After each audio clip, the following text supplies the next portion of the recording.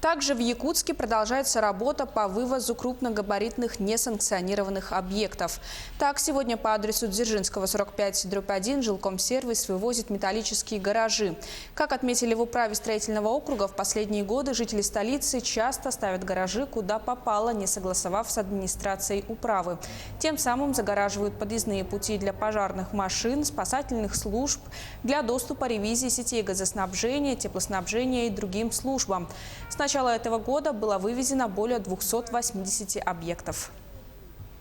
Деятельность по перемещению гаражей, безусловно, она носит плановый характер, да, и предсказуемая, потому что прежде чем увезти ваш гараж, изначально мы клеим на него требования, уведомления совместно с управами, да, поэтому, безусловно, у нас есть плановые показатели. Так, например, в 2018 году было вывезено 465 гаражных боксов, и примерно такое же количество мы рассчитываем к вывозу в 2019 году.